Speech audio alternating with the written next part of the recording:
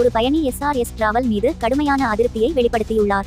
பெங்களூருவில் இருந்து மன்னார்குடிக்கு பஸ்ஸில் புக் செய்த அந்த பயணி பஸ் ஸ்டேட்டஸ், வருகை நேரம் மற்றும் இருப்பிடம் குறித்த தகவல்களை பெற டிரைவரையும் மடிவாளா சேவை ஊழியரையும் 30 முறை தொடர்பு கொள்ள முயன்றதாக கூறியுள்ளார்.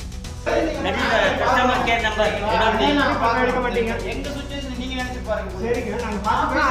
ஆபீஸ்ல வந்து எப்பங்க சார் வண்டி வரும்னா முடிஞ்சு போச்சு, அவ்வளவுதான். சரிங்களா, மணி 9:15 ஆகுது. அதேதாங்க, 1 hour லேட் ஆயிருக்கு. வண்டி இன்னும் 5 நிமிஷத்துல வரும், வெயிட் பண்ணுங்க. 9:15 சொன்னீங்க, அதுக்கு அடுத்து 9:15 ஃபோன் பண்ணோம்ல. ஐயா, வண்டி எங்களுக்கு 5 நிமிஷத்துக்கு ஒரு வண்டி, 10 நிமிஷத்துக்கு ஒரு வண்டி வருது, அதையும் பார்க்கணும். சரிங்களா, அவங்க எல்லாமே உங்களுக்கு ஃபோன் பண்ணி சரிங்களா, நாங்க என்ன பண்ணுவோம், ஒரு கால் பண்ணா எடுக்கல. 9:30 அண்ணா, 1 hour லேட் ஆயிடுச்சு, 5 நிமிஷத்துல வண்டி.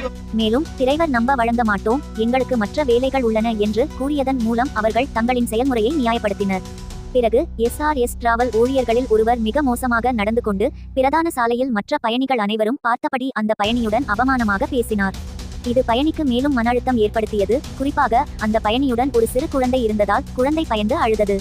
இந்த சம்பவம் எஸ்ஆர்எஸ் டிராவல் வாடிக்கையாளர் சேவை தரத்துக்கு எதிரான கேள்விகளை எழுப்பியுள்ளது.